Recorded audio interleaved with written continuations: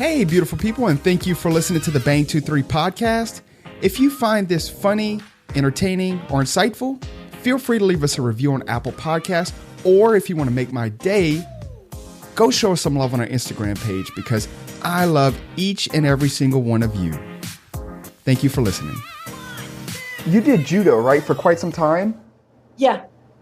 I was the national judo champion in Israel for 7 years running. Okay, great. Me and you are locked in a room. Your only job is to kill me in 1 minute. How do you do it? Easily. Well, what do you do if it's so easy? Real quick, 1 minute. I can let you choose. You can choose. It's that easy? Is it really that easy? It's just, hey, how do you want to die? Do you want it you want me to snap your neck, choke you out, squash your head? What does it feel to walk around the earth with that type of confidence? I don't know. It's just like asking a fish, how does it feel to swim in water? Damn. So you've always been confident that you could kick almost anyone's ass? So yeah. I haven't thought about it too much. So, okay. This is interesting because a lot of people, especially like a lot of girls I talk to, they're like really scared. Oh no, I don't want to go walk at night, or I don't want to go to the store by myself. Do you have any of those fears? Not really. It's not something that I think about too much. What is the biggest fear that you experience on a day-to-day basis? I don't think I focus on that at all. It's not something that I don't waste energy on being afraid. But how can you prevent it? I don't understand. So if you go swimming in the sea, you don't think, oh man, maybe there's a shark? Chances are that there aren't any sharks in Israel, so that's not an issue. That's a good point. So whenever you go maybe like walk in the desert or in the wilderness, you're not, oh, maybe there's a rattlesnake or something like that that's going to get me. I better be careful. I think there's a normal awareness of just being cautious, but I wouldn't consider it, being afraid. It's just a matter of, doing what you need to do, staying safe. Yeah. I just don't emphasize so much. I try not to, I don't give energy to fear. Not an issue. What do you give energy to? To growth. That's how do you measure growth? So let's say 1 week ago, you look at your life a week ago and you look at your life today. What do you look at about your life to say, okay, I've grown? It's improving. It's just self-improvement. I think the whole focus is how to become a better person from one day to the next. Okay. In everything I do, learning all the time, just, trying to do good to other people, trying to be a good mom, a good friend. That's what I try to do. Yeah, I hear like a lot of people say this, and I think it's the right answer. But in my weird head, I don't understand, like, why do we care about growth? Like, why do I care about being a quote-unquote better person? Why don't I care about doing lots of drugs? That's really fun. Why do I care about, like, I need to be better? Like, for what? What is the motivation for being better? I think that thriving is an innate part of who we are. If you just look outside at nature, everything's growing all the time. If you don't tend to your garden, weeds will be growing there, but something will always be growing. Everything is constantly growing and expanding. The universe is constantly growing and expanding. And that's just part of who we are and what we are. That's the way we're built. So you think it's just part of living nature to want to grow and expand? That's just what we do all the time. It's part of us. If you look at our children, that's what they do. They grow. You feed them, they grow, if they're healthy. So everything's thriving around us. It's all about growing. It's either you expand or you die. That's just the way it is. So, but like humans also have an innate urge to eat everything, right? If you see like some really good food, like we want to eat all of it, right? But we have to resist that urge. So why do we have to resist the urge to eat everything in sight, all the candy, but we don't resist the urge to grow? Because I think there are two forces which are part of us. One is the force of the soul, which is drawing us upwards towards growth. And then there's the force of nature. It's like the animal inside each of us, which is drawing us towards, I'd say, more selfish, short-term results. And we just have to decide who we're going to listen to, what side of ourselves we're going to feed, basically. That's interesting. So you do it like feel these like weird urges and primal, I guess, impulses to do things that you know are self-destructive. And every day you have to fight them. Is that like every day you fight that battle with yourself? It's not exactly, there's a story about, if I recall correctly, about this Indian boy who came to his grandfather, and his grandfather told him, listen, within you, there are two wolves. There's the good wolf and the bad wolf. And it all depends, life depends on what wolf you feed. The stronger you feed, the wolf that you feed will become stronger, and that's the one who will lead your choices. So if you feed the good wolf, so to speak, it's easy to make better choices because you're already it's in a stronger position. If you feed the bad wolf, then he'll become stronger and he'll be the one who dominates you. So it's all a matter of who you feed. So do you think once you've made like some good choices, let's say you've been like really healthy, productive for a couple months, does it get easier? Of course, I think every good choice that you make makes the next best choice easier. So every good choice you make lifts you higher, and every bad choice you make pulls you lower. Damn, I've never heard anyone put it that way. That's really interesting. What advice would you give to somebody who maybe I've made bad choices my whole life, 20 years, I've made bad choices, right? Damn, I'm in a rut, right? I'm depressed. Oh my gosh, I'm so depressed. All I want to do is wake up, drink lots of alcohol, get drunk, and eat candy. That's what I've been doing for the past like 2 years. Every day I'm in the lowest point of my life. How do I take that first little baby good choice step? Well, I think it's just like a game of poker. You see where the other person is and you raise him by one. You just try to raise yourself every day by one. You don't set out like these huge goals that, you set yourself up to fail. You just say, today I'm going to get up half an hour earlier and try to do one thing. So you always set these small attainable goals, and each time that you manage to achieve these goals, it will make you stronger and more confident for the next goals. So, but it's always about, seeing where you are and raising yourself by one. Have you ever been in a street fight? No. No. You probably see, they say people who do martial arts such as judo or jiu-jitsu or boxing, they say that this makes you like carry yourself more confidently, and like people can detect that and they don't want to mess with you. Do you think that's true? Yeah, I think that's true. Everything in life is like a vibration that you send out, and people can read you subconsciously, just like, dogs can smell fear. People can recognize things that you project. What is the most important thing you look for in a man or a potential husband? I think it's a good heart and accountability. When someone believes that, in God, he's accountable to a force that's much higher than him.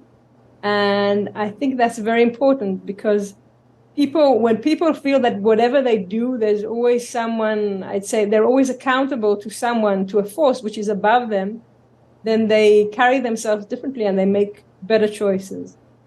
What is the force that is above you that you are accountable to? God, obviously. Is that so? What is? So I'm from the U.S.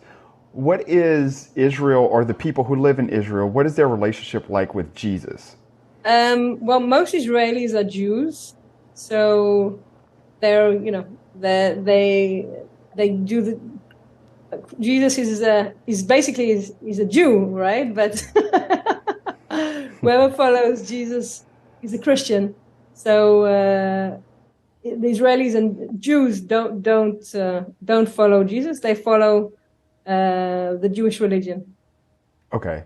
So is it kind of like, because everybody flocks to Israel to go see all of the historical artifacts that are spoken about in the Bible.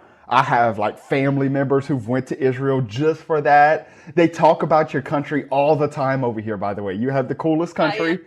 Yes, so cool. Everybody wants to go over there. So is it kind of like, it's like Elvis. So lots of people come to a city here in the U.S. just to see Elvis. And everyone who lives in that city is like, oh yeah, like Elvis is just kind of like the big tourist attraction.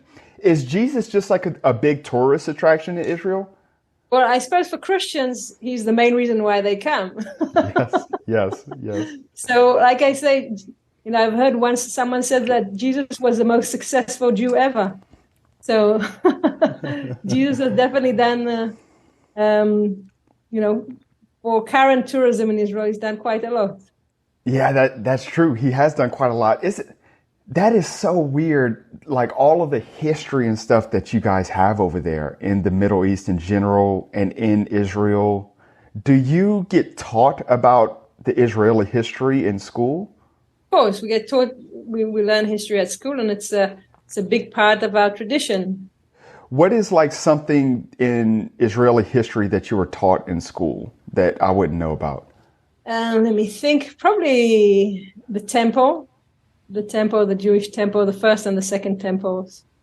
What is that? That was the Jewish place of worship.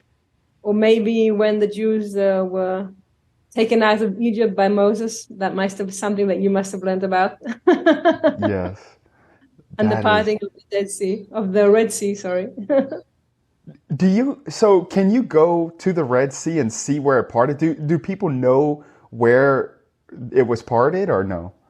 I'm not sure. I never heard of that, but I definitely swam. Swam there. Was it's relatively cold compared to the Mediterranean, but it's a tourist attraction.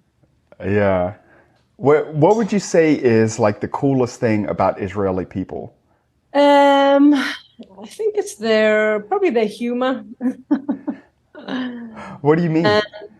They've got a great sense of humor, and also their confidence, which most people might find maybe slightly overconfidence, but Israeli people are in general quite confident and competent. Where do you think their confidence comes from? It's a good question. I think in a place where you're constantly challenged, like Israel is constantly challenged from a security point of view. That actually builds inside you a resilience, which gives you that confidence. That's something else that we hear about. So I'm very ignorant of all the Israeli stuff and everything you guys go through, but we do hear about that. What type of security challenges does Israel face on a day-to-day basis? What's like the biggest threat? Well, there's being surrounded by Arab countries, some of which we do have diplomatic relations with now, which is good, but it hasn't always been that way. So that's like the main security issue.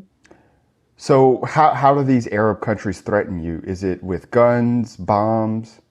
Just name it. Everything. Oh man. So essentially you are surrounded by countries and people that want to kill you. I'd say more countries. And I'm not big on politics, but there are, when you're surrounded by enemies, you have to be strong, otherwise you're done. So yeah, you focus on being strong. So you think that security threat, every single day, not knowing what's going to happen, makes your people very confident? Yeah. It's the exact opposite of what people will expect. Most people think that if you constantly threaten, it makes you weak and fearful. However, if you take it to a good place, it makes you much more confident. Yeah. What would you say is like your biggest, I guess, like your biggest fear in life? I told you already, I don't deal with fear. I don't give it any energy. I don't think about it. At all? That's nuts. What do you think about when you wake up every day? What's the first thing on your brain? You got to use the bathroom? My my children. How many kids? You have two kids? Yeah, Who's your favorite? both. Both. What was the hardest thing about raising kids so far? And keeping calm. How so? Because, they sometimes they push your buttons and you need to stay calm. Does that ever, do you ever have to like let out that frustration later? Um, I don't know if later, sometimes I feel I want to let out the frustration as it happens. And sometimes I manage to control myself and sometimes I don't. So let's say you kind of unleash on your kids, right? You had a long day and they kind of get on your nerves, and let's say you snap a little bit and you raise your voice. Do you go back later and apologize to them? Yeah. I even try to apologize, at the same time. Sort of I try to make the apology as close as it is to the actual, incident. Oh, that makes sense. Do you think I don't know, how old are they? 6 and 3. 6 and 3. So do you think they understand the apology? Yeah, And of course. Yeah. of course, of course. What principles do you use to raise your kids? Is there any, or you just go flow? I do use principles. I think it's raising them to have accountability. That's the main principle. Accountability to myself, to themselves, and to God. How do you teach a kid accountability? Well, you teach them, first of all, that there are implications to their choices. And I actively talk to them about God. Yeah. So what would you do? Let's say, do you have boys or girls? A boy and a girl. A boy and a girl. Okay, great. So what would you do? Let's say your boy is 16 years old and he comes home late one night and he says, you know what, mama, I'm going party. I want to go to a party. I want to go do drugs. I want to go dancing. I want to take my clothes off and run. This is what I'm doing. You can't tell me nothing. Bye. What would be your response? Well, since I've never experienced that, and I hope not to experience that, I really don't know. But I think the foundation for my children at the age of 16 is built now. So in order to prevent that from happening at the age of 16, that's why I'm working hard now to set the foundation so I won't find myself in that situation when they're 16. Were you rebellious growing up? To a degree, but not very. Not very. I don't think I was very rebellious. I just had my sort of the way I was very obstinate, maybe, but I don't know if I was rebellious. Do you think you're going to try to get your kids to do judo? Yeah, definitely. Why? I'm working on it right now. Why would you try to get them in judo? Because I think it's great because it also teaches them a martial art and sports, and it gives them confidence. I think it's a great sport. Where do you think you would be without judo? I've got no idea. It's it's a completely theoretical question because I don't know myself without judo. Yeah, that's a really good point. Okay, so you really have your shit together, and I appreciate that. You seem extremely composed. Like, it seems like I would love to borrow your brain for like a week and put it in my head. I feel like it would improve me a lot. And I really respect that about you. You're extremely composed, you're extremely intelligent, and you have an answer for everything. So this is fantastic. So I am going to, I'm going to ask you for help. Like, here's a hypothetical.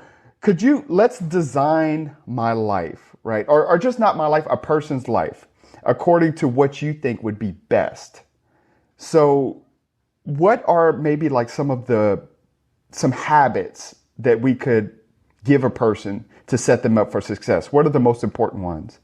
Well, I think one of the things, what I do, I'm a homeopath. And what does that mean? Homeopathy is a form of alternative medicine. Okay. And one of the principles of homeopathy is individualization, which basically means that each person, perceive each person as an individual and as a whole. So when we come to help someone, and we give homeopathic remedies in order to help that person. The whole idea of homeopathy is to give the one homeopathic remedy out of something like 5,000 different homeopathic remedies, which will help the person improve also on the physical and the mental and the emotional aspects of his life. Okay? So the whole idea is that there isn't one size fits all. In order to truly help a person, you have to know him and see where he's at. And like I say, you raise him by one, but in order to raise him by one, you have to first see where he actually is. So like I say, I don't like so much the one size fits all, because I feel that it's not very accurate for most people. And most people, they just try to, instead of really working on themselves, they have like some idea and it doesn't really fit. So you have to first understand the person and where they're coming from, and then you can really help them. How do you get to understand them? It's what I do when I take a person's case. That's what you call it in homeopathy.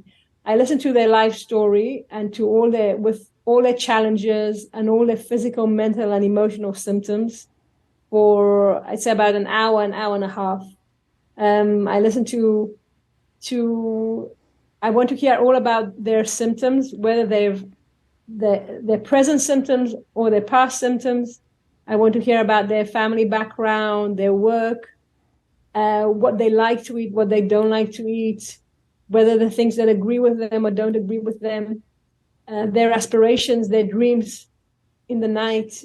And that's how I actually get to know them. And what I've seen is that everyone has patterns, and these patterns repeat themselves. And the whole idea is, during my conversation with a person, I want to recognize his pattern. And once I've recognized the pattern, then I can find a suitable homeopathic remedy which will help him break the patterns that don't serve him, or destructive patterns in his life, in order for him to raise above the place that he currently is. Okay. What would be, maybe, for example, a homeopathic approach or remedy for someone who's struggling with maybe addiction? So addiction is just one symptom. I can have 10 people coming to me suffering from addiction, and each one will have receive a different homeopathic remedy, because one person is addicted to drugs, and he loves chocolates, and he's afraid of snakes, and he's got, rheumatoid arthritis, for example. And another person is addicted to alcohol, and he works in a high stress environment, and, he's got bad digestion. So every person is different. That's why you can't give the same, I don't think you'll get good results, let me put it that way, by giving the same remedy to each person. You have to understand each person, the entirety of each person, in order to address the underlying problem, which is the reason why he's addicted. You're not treating the addiction, you're treating the person who's suffering addiction. So you think that addiction is kind of a symptom of the of the real illness? Exactly. Every problem, everything that a person, presents is basically a symptom. Every disease, it's all symptoms. And symptoms, they're like, when in the car, when you don't have enough gas and you've got the light going on. So you can either, put a sticker on the dashboard so you don't see that there's not enough gas, or you can actually go to a gas station. So what I do is, instead of putting a Band-Aid, I try to help the person, I try to be the gas station. That is awesome. And it's so refreshing to hear you say that, because, for example, here in the United States, just with addiction, if somebody were to come to an expert and say, hey, I'm addicted, the first thing we do, the only thing we really do, is we put them in a rehab center, which is essentially, hey, we're going to purge you of your addiction, aka you're not going to crave this substance for 30 days. We're never going to treat the underlying symptom, and then we're going to release you. And eventually, 9 times out of 10, I think the statistics are literally 9 times out of 10, the person will become addicted again, and then they will need to go back to rehab. And so that's why these rehabilitation centers are money-making machines, right? That's all it is. Look, I tell you what, from in my 20 plus years of counseling, I've noticed that any person, regardless of your background, everyone wants the same four things. Everyone wants to be healthy. They all want to be loved and appreciated. Everyone wants money. And most people, who are teenagers and above, they want to look, $1 million on their Instagram. They want to lose weight, they want to be lean, they want to be fit, etc. But the thing is that I found that actually most people, despite wanting all these things, most people go about it the wrong way. When it comes to health, they find themselves taking medication, which can cause, dependency, and they don't treat the underlying cause. When it comes to relationships, most people aren't accountable, and they get into that like this victim mindset, and they keep on blaming everyone around them for their circumstances. When it comes to money, we have a saying in Israel that if you work too hard, you don't have time to make money. So most people will work hard and they're on the daily grind, but they lose sight of the bigger picture. They're not thinking strategically. They're not thinking effectively. So they aren't really making the money that they could be making. And when it comes to diets and losing weight and body image, you've got all these yo-yo diets. People are trying to eat according to the diet that's magneted to their fridge, but they just keep on going up and down, or it slows down their metabolism. They don't succeed, so their self-esteem is very low. They get frustrated and angry, and then they resort to emotional eating. So it's just like I tell the story about the garden. Like, imagine this beautiful garden in the old city of Jerusalem it's the pride and joy of its owners. It has lovely fruit trees. It's got these beautiful oranges and lemons and jasmine and flowers, and you have all the birds and the bees coming to this garden. And everyone who goes next to this garden just stops just to enjoy the fragrances, And like I say, it's the apple of its owner's eye. And slowly this garden begins to deteriorate. The trees have lost their luster. The birds aren't coming anymore. The flowers are dying. No more bees. And the owner's just trying desperately to find a solution. He calls all these different experts. He gets an expert to come who starts building supports for the trees, and someone to put some, sugar water to attract bees, and someone trying to help the flowers grow. But nothing's actually working. So he's spending all his money on the experts, when one day his friend comes along with a 5-year-old child, and the child sort of points out to the corner and he says, "Dad, look there, what's that pipe there?" And they realize that the water pipe is broken. You see, so once they fix the water pipe, the garden's getting enough water. Everything's growing back. The garden just dried up, you see. Mm-hmm. And we're all like gardens. We all need the basic sustenance that we need is water. It's a connection to the source. Once you're connected to the source, and that's what I do with the homeopathy and the extrasensory business consulting I do with the bioergonomy, then you're connected to the life force. And that's when you can thrive. You're aligned with abundance. Your body receives the nurturing that it needs. It knows how to cure itself. Your physical, emotional, and mental symptoms start improving because you're connected to the source, because we're treating the underlying cause. We're not taking a fragmental approach, bringing an expert for the bees and for the trees and for the birds, which is just touching the surface. We're going right to the core of it. And that's how you get real change. Could you give me an example of maybe a past client, and of course don't name names or whatever, or just somebody you knew? What was their underlying source? Like, what are you exactly talking about? A specific example. Okay, I can give you like an example. Let me think, because I've got so many clients. And at the end of the day, the underlying cause is not like, something happened when I was 3 and that's the underlying cause. Okay. Most people confuse that as the underlying cause. It's not the underlying cause because there's a reason why at the age of 3, that trauma had happened to you. And that's the underlying cause. The underlying cause is basically a spiritual cause, which we can't really know. We can't know. We can only identify the pattern. Okay, so the reason why your life path has led you to be born to this family in this environment and go through these challenges. Okay, it's part of the grand plan for your soul. Okay, mm-hmm. So it's not that we're trying to pinpoint. Okay, the cause, for you was going, that trauma that happened at the age of 3. First of all, it's like I tell people, when you tell me your story, it's like you're describing the shape of your lock.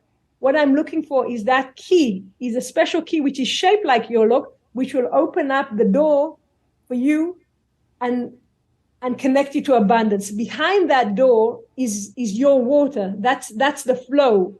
By finding that key that opens the pipe that will basically nurture you.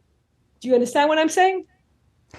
Yes. Could you give me an example of a key just in the past that you've seen? Okay, for example, like, let me think of an example. Okay, so there's this woman, okay, that she's experienced the death of her mother, okay, and she's not talking about it. She's in grief, but she's holding it in. And in general, she's a very introverted person. She doesn't share much with people, okay? She doesn't share her feelings. When she gets angry, she still holds it. She holds it all in, and she craves salt, and she likes wearing tight clothes, okay? And she doesn't like the sun. She doesn't like being out in the sun. She likes to drink a lot of water. And let me think of other symptoms that she has. Her menstrual cycle isn't very good. She had trouble, getting pregnant also. And the homeopathic remedy that's suitable for this woman would be a homeopathic remedy made of salt. Now, if you take into account what we know about salt is a substance that it absorbs, okay? It absorbs water, and it's also used as a preservative, okay? And think about this woman's emotional state. She's very introverted. She's absorbing all her feelings, all her emotions inside. She's holding on to them. She's trying to hold on to the memory of her mother who she's lost. She desires salt as a food, okay? Salt is also used, to make places barren. If you want to kill the earth, I think the Romans used to pour salt on places to make them so nothing will grow there. And hence her fertility problems, okay? She was barren, she's had difficulty getting pregnant. So you see that you have this pattern of absorbing, of holding in, and of barrenness. It goes through her case. And that's how we look at it. Do you understand? Yes. Does that give a better picture of how we see things? That does give a much better picture. So your, I guess, prescription or advice to her... Homeopathic prescription, would be a homeopathic remedy. Would be to consume more salt? No, not to consume salt. Well, you see, that's a very good point. In homeopathy, what we do is we take a substance, whether it's salt or a plant or or even chocolate. Okay, there's a homeopathic made of chocolate, and we dilute it many, many times. Okay, and after it's been diluted and succussed, meaning that it goes to a certain process, which once you check that substance, it does conduct light and electricity differently, but you can't find any molecule from the original substance. It's like you'd say it's the memory of the substance. So you make a homeopathic remedy from a certain substance that's diluted so many times that it's become like the energetic signature, I'd say, of the original substance. And it acts differently than the subject itself. Because this woman, if she were to consume a large amount of salt, it wouldn't be very healthy or good for her. However, giving her salt in a homeopathic dose, in a homeopathic remedy, works the exact opposite, and it can cure her. So that's why homeopathic remedies are diluted. Okay, that makes sense. I didn't know about that. So she would consume this extremely diluted homeopathic remedy. Yeah. And what would you tell her to expect? Would you also maybe tell her to change behaviors or anything? No. That's the whole point. You see, the whole point of homeopathy, and what I love about it is that it's totally effortless. All you have to do is take the homeopathic remedy. At least that's the way I work, and that's the way I see the best results in my clinic. The whole idea is that when a person that becomes healthier, they naturally make better choices. Okay? Because when you're healthy, your needs and desires are aligned. Let me give you an example. When someone's sick, the worst thing that if someone's a diabetic, the worst thing that they need is sugar, right? However, they desire sugar all the time, right? Yes. So you can see that their need, which is no sugar, is not aligned with the desire for sugar. Same with an addiction. Someone's addicted to alcohol, to drugs. The last thing they need now is more alcohol or drugs, but they desire the alcohol or the drugs. There isn't an alignment between their needs and their desires. Now, this gap is the illness, okay? Because people also desire destructive relationships. They desire work that isn't good for them. They desire destructive environments. And they desire all these things that are very bad for them just because they're not aligned, they're not synced, they're not balanced, okay?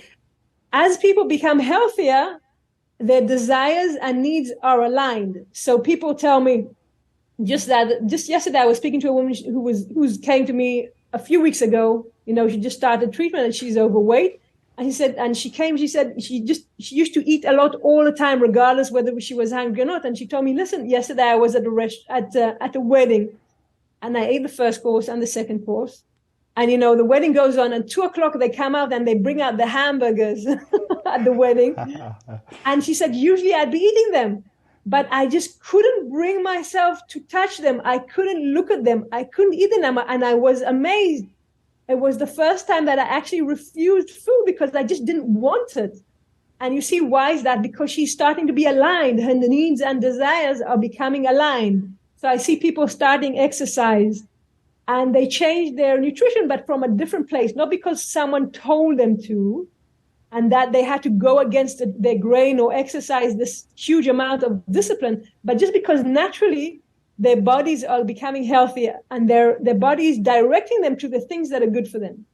Whoa. So you never give, I guess, like not practical, but you never tell people to change or alter their behaviors. You just always, is it in every case you treat like their underlying body chemistry and that fixes everything else? So when in my homeopathic practice, I just tell them to take the remedy, and I just see that things just start working. I don't have to tell them anything else, and it just works. This is incredible. Yeah, it is amazing. I love it. Why do you think that this is not how all illnesses and conditions are treated? Well, it's very difficult to do homeopathy at the high level. Because like I say, we need individualization. If I could give the same homeopathic remedy to everyone, just like over-the-counter drugs, and have these results, that would be really easy. But it's very difficult to do good homeopathy at a high level, and it takes a lot of energy. Each case you have to you have to hear each person's story. It takes a lot of energy, and it doesn't make so much money like over-the-counter drugs that you can just push to everyone. So, one size fits all, why you just take this and this and this. So it's a different kind of approach, and it's just much more energy consuming. However, it's the results are so much better. Yeah, I think because what you're talking about and what you're describing, a lot of people that I talk to have that intuition of, man, my life is just all screwed up in 5 different ways. And so I'm taking a pill for this, and I'm going to therapy for that, and I'm taking a cream for this one. And this treating of the symptoms does seem like people kind of have this intuition that this just isn't right. I think there's something wrong with me deep down. But every time I go to the doctor, and the doctor is this very smart person who makes all kinds of money and who knows about me more than me, the doctor always just gives me some pills or tells me to change my habits. And so that's what I do. And so I think people have this intuition, like you said, like, can we just treat the source? But nobody knows how to, because I guess homeopathy is just not as popular, at least here in the United States. And I wish it was. Yeah, I also wish it was. I think it's the best thing since, bread came sliced. So what advice would you give? So let's say this person is, right, hey man, I'm struggling with addiction, weight, depression, et cetera, et cetera. How do you find a good homeopathic doctor, or I'm not sure how to address? It's not a homeopathic doctor. Usually homeopaths, in most cases, depends in different countries, homeopaths and doctors usually see things, in the exact opposite way. Like, so doctors, so let's focus more on homeopath. Yes. Usually you want a homeopath who's just a homeopath, who's a homeopath. And you want someone who's good, that, who's got good results, because it's something that's very difficult to do at a high level. So you do want to go to the top here, because, like I say, you can get cheap service, but like someone told me, you can go hunt a deer with a water gun, but you're not going to get the results. You're not going to kill the deer. So the water gun's cheap, but you want to go here for the top, for the best. For the best. And what if maybe a person doesn't have lots of money? Is there ways to maybe study and observe themselves and apply some of these techniques? Listen, I don't think that necessarily the best would cost so much money in comparison to other forms of medicine. So it is worth exploring it. And there are also places where, I used to teach in a school for homeopathy. So if people that came to the school to be treated by the students were overseen by the more, experienced homeopaths. So there are different ways. If you want to get a good treatment, you can find a way to get a good treatment without having to spend a lot of money. And it's worth pursuing that. However, like I say, if you want to start working on yourself, and I think that's a good idea anyway, Yes. To take control of your life and first of all, to be accountable, realize that everything that's happened to you in your life has come in order to give you an opportunity to grow. So if you perceive reality as life, as a journey, which is meant for you to develop your unique skills, your unique skill set in order to bring your special light into the world, then you have a much more positive approach. And that's very important, to have a positive approach, because otherwise, like I said, people have this victim mindset. They, instead of doing something about their situation, they just, waste energy on putting themselves instead of finding a solution of getting themselves out of the rut, because the challenges that you're facing today are there in order for you to grow, to become stronger, and eventually help other people in this world. This is beautiful. Okay, this is fantastic. Oh man, I cannot believe you're saying this. This is so good, because you are right. I don't understand why. I don't know if it's an American thing. I don't know if it's just my friends and family, but you are so right. So for example, let's say, man, you wake up, I lost my job. Oh no, everything's terrible. I'm going to go grab a bottle of alcohol and cry my eyes out, right? What you're saying is, whoa. You losing your job is not a bad thing. It's an opportunity to face the adversity, overcome it, and become better. Is that right? Exactly. Exactly. Yes. And I don't know how to instill this beautiful mindset into people, or even uncover it or make it appealing to them. because it's just, I don't know if it's human nature to automatically say, oh no, I'm a victim. I don't know if it's taught, but I think it is so damn destructive that every single time something bad or negative happens to you, the first thing we do is say, woe is me. Because essentially what you're saying is, my life is not in my control. Just whatever happens, happens, and I'm along for the ride. And I wish, I'm going to share this podcast with a bunch of people because you have such a beautiful mindset around this. Where do you think this came from? Is this just how it is over there in Israel, or did you have incredible parents? Thank God I have got incredible parents. And I've been studying spirituality for the past 20 plus years. So, and I think, from my experience, I try to help people that want to help themselves. People that don't want to help, I just don't waste my energy with. So, if people lots of people are in love with their victim mindset, and I just don't bother wasting energy there. So I think there are enough people which want help and are willing to change that I do want to spend my energy there instead of wasting my energy and getting my energy sucked up by people who really don't want to change. So I think it's very important that you said that you want to instill this mindset in everyone. I understand that, and that's great. However, if people don't want to, I wouldn't waste energy on, trying to change them. Because it has to come from within. Change has to come from within. If it comes from outside, it doesn't last. If people are trying to please you, or if you manage to kind of, turn their hand behind their back, or you've got a gun to their head, but it doesn't come from within, then, as soon as you turn your back, they're back to their patterns, right? Yeah. So there is, just trust the universe and trust God that they will bring them to such a low point where they will just have to kick bottom, okay? So sometimes you just have to let someone go and reach that low point where he just says, listen, I just can't take it anymore. So I understand that, people that you're close to and you care about, it's difficult to see them go down that path.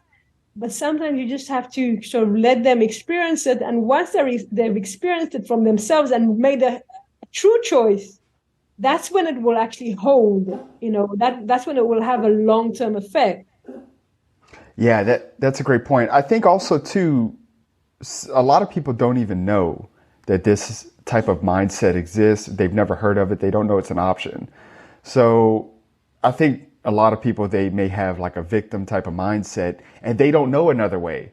So I think it's good maybe if you hear this podcast or you have, at least you've been exposed, that it is an option. Even if you actively reject it and you say, no, I want to be a victim, at least it's out there. Totally. So, I agree with that. Because listen, this is something that I don't see a lot of people kind of talking about. So what initially turned you on to homeopathy? What led you down that road? Well, I had the good fortune of, being born to a family of doctors, whether they're alternative doctors or conventional doctors. And my uncle is one of the top homeopaths in the world. So, wow.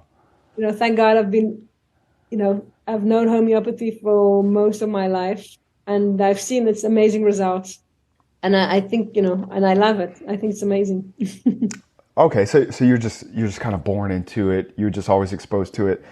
Do you believe that you can treat like serious diseases with homeopathy, or is that not the right? No, you can't treat any disease with homeopathy. You treat people with homeopathy. That's the thing. We don't treat the disease. We treat the person. So you don't treat like serious illness, you treat bad behaviors. No, I treat people who suffer from serious illnesses. Okay, that's a huge difference. I don't treat the disease. The disease doesn't need to be treated. It's the person that needs to be treated. Now, it sounds like it's the same thing, but it's not. I don't treat the disease. I don't treat the problem. I treat the person who is suffering from it, because once you treat the person, you're connecting to the water. It's like I don't treat the bees, I don't treat the birds, and I don't treat the trees or the flowers.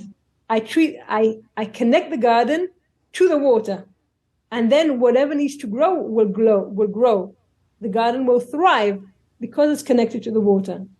Okay, this makes sense. So regardless of what the person is going through, whether it be emotional, mental, or physical issues, you always treat them the same, which is treating the person. Exactly, but it's not the same because each person needs a different remedy. But the thought behind it, the rationale behind it is always the same. They're always the same principles, which is treating the person as an individual and as a whole. Correct. Yeah. Yeah. So you always, each case is different, essentially suited, tailored to that person and whatever that the counseling. Have you ever seen, as a result of going to homeopathy treatments or sessions, have you ever seen somebody be, I guess, cured of actual physical illnesses? Of course, I've had, the most amazing results. Like I had a woman who was in a wheelchair with her whole spine was cracked. And after taking homeopathic remedies, she was back walking. So I've seen the most, and that's just, one example. I've seen the most amazing results with homeopathy because I don't treat the disease. I treat the person. How did people, I'm just trying to think, like, how did people think of this stuff? Like, how old is this practice? Like, who first thought of, for example, you said the very diluted salt treatment? Yeah, so the father of homeopathy is Samuel Hahnemann. He was a German and he discovered homeopathy about 250 years ago. And it's just been growing ever since. So has like new treatments been developed, or is kind of everything?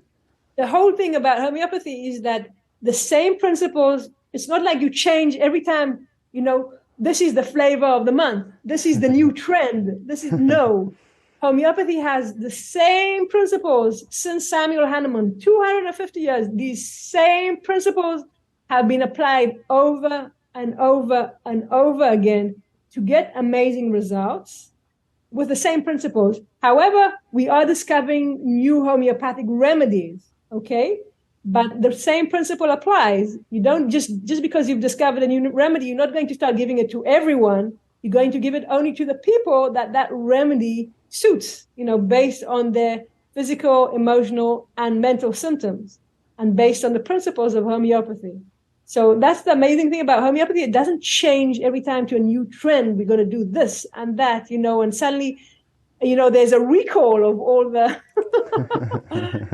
or everything we thought, like from doctors once they used to, I remember, recommend smoking. My late grandmother, she picked up smoking because a doctor advised her to pick up smoking when she wanted to lose weight. So we don't change the way, our principles every few years just because it's a trend. We stick to the same principles, the same spiritual principles, which have proven results in order to get these amazing results that we see as homeopaths. That's incredible. Do you know, like, what are traditional doctors' opinion on homeopathy? Well, I don't, presume to speak in the name of traditional doctors. So, but I assume like every other person, some people are for, like my doctor is very much for homeopathy, and that's why he's my MD, my medical doctor, which I go only when I need like, certificates for the insurance or something. And some people are against it. Everyone has their opinion. Everyone's entitled to their opinion. The only thing that I care about is results. Look, I'll give you an example. I've got this program. It's called Effortless Financial Freedom and Weight Loss, 3 months holistic program for business professionals. Okay. And it's a full money back guarantee. And why do I give a full money back guarantee? It's because I have confidence in what I do. I have confidence in my homeopathic treatment. I have confidence in the bioergonomy and the business support that I give, my extrasensory abilities and the support that I give to these business professionals. And that's why I offer a full money back guarantee. I want to make it so it's a no-brainer for people to choose this holistic path, because I think it's very, very important that the more people actually know about it, they can improve their lives, they can improve the way they do business, they can basically improve the world, because you get one person connected to the source, connected to the light, he brings on more people. So it's all about raising the general consciousness of humanity. Where do I find this program at? I'm interested. It's on my website, bioforbiz.com. It's right there. Yeah, exactly. Yeah, that sounds awesome, man. Listen, whatever you're selling, I'm buying. This sounds great. Has homeopathy maybe not worked for someone? Have you ever seen it not work for someone? Yeah, listen, the cases I've seen when it hasn't worked for someone was if we haven't found the right homeopathic remedy. Like I said, there's like 5,000 different homeopathic remedies. So sometimes it will take a few times until we find the right homeopathic remedy. And that's, by the way, some people will argue that homeopathy works because it's a placebo, and it doesn't. You know, people believe when they take the remedy, or they don't believe when they take the remedy, but sometimes it doesn't work. And then you just have to find a different remedy. Or if people don't take the remedy, usually it doesn't succeed if people, either if I haven't found the right homeopathic remedy, or if people don't, stick to the program, it's very difficult not to stick to the program, because really the program doesn't require much. What it requires is that you take the homeopathic remedy, when I tell you, either every day, once a week, or whatever. So it's very difficult not to succeed and not to get good results. Let me put it that way. But, everything happens. Of course. And it's not an indictment on homeopathy if it doesn't work, because traditional medicine doesn't work all the time. So this is very normal. Don't get me started. Now I want to get you started. Well, what are your biggest gripes with traditional medicine? What's wrong with it? No, I don't think I like I say, just like I don't focus on fear, I don't focus, anything, let me put it this way, whatever you focus on grows, okay? That's why you want to focus on positive things, and you want to focus on the things that you want to grow, whether it's in the conversation, in your mind, in the choices you make. So, like I say, I just don't want to go there, because I don't want things to grow. What I don't want to grow, I don't even, it's not the subject, it's not an issue. That's so interesting. So would you say that most of the thoughts in your head are positive? Do you ever have small demons come and nip at you? I suppose I do, but I just, it's like I say, I don't feed them. It's just like I teach my 6-year-old daughter, I'm like, listen, your mind is like a torch, okay? So you decide what you want to shine on. You can either shine on the things that you're afraid of, if she's afraid of snakes or whatever, or you can shine on good things. So let's think about something good or positive, and you can shine the torch on that. Holy shit. Yeah, this is really incredible stuff. So all day so the little thoughts come up and nip at your heels. Maybe, I don't know, have some alcohol and do that. And you say, first of all, you bring it to your conscious, right? Because most people, they just kind of have that thought and then it just kind of consumes them. So you identify the thought and then you say, this is bad. And then let's go the other way. It's active like that?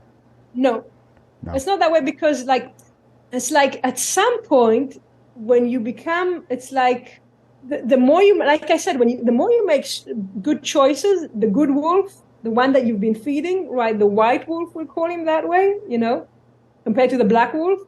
So he's very strong. So the black wolf, he hardly has, room to get in and to say his share, because the white wolf's constantly putting him down. So some things at some point aren't even an option, It's like the more focused you are on doing good, then it's like the things from the background, they slowly start to fall off. They shed, just like people shed, trees shed leaves, dead leaves. It's like you shed things that are dead and have no life. Once you don't nurture anything, if you don't nurture certain things in your life, it will just shed off you, okay? And it just won't be an issue anymore. So you're saying your white wolf is so strong right now that the black wolf just has no chance at all because you've built up the white wolf. That's what I try. I have my moments, but I know, it's all about, I have enough confidence in the white wolf. I've seen him beat the black wolf so many times that I have enough confidence, to just kind of, say, okay. So even if I hear the black wolf, moaning from time to time or making a huge growl, I'm like, don't worry, I'm not worried because I know the white wolf will come and, sort it out. Damn. Well, Tehilla, I think that's all I have for you today. I've really enjoyed this conversation because thank you, me too. I think one of the things that I've taken away is that there are people in this world, such as yourself, that look at things completely different than me or anybody I've ever met. And just sitting down, I'm looking in your eyes through the power of the internet and seeing your spirit come out in different ways is extremely empowering. And it makes me feel like I can go conquer a lion right now. And I don't know if you realize that you have that effect just by being who you are, but you do. And I thank you for that. Thank you. Thank you very much. Of course. Where can people find out more about you? Like I say on the website, it's like this website, Bio4Biz. It's BIO, the number 4, BIZ.com. Now, usually I'm open and honest with you. I usually work with women. I prefer working with women. Of course. Because it's just, I relate better to them. Of course. But, I'm always open to making exceptions for people for men who are open and are willing to do the work. Not the work, like I say, there isn't much work with the homeopathy, but who are committed to change, who really want to change their lives. That's what I'm looking for. I'm looking to work with people who are committed, who are willing to make an investment in their well-being. That's the sort of people that I work with. That's awesome. That is awesome. I am going to feed the white wolf today. That's what I'm going to do. Thanks to you. I don't know, maybe tonight while you're having dinner or something like that, you're sitting down with your kids. Just know that you made me feed the white wolf today and you're fantastic. Thank you so much for coming on. I hope you have a great day. Thank you. I love your energy, the way you're so open and forthcoming and full of life. I wish you really all the best and that all this good energy, you'll be able to put it, to take it to an even more positive place. And I'm sure that what you're doing has a great effect on people's lives and well done.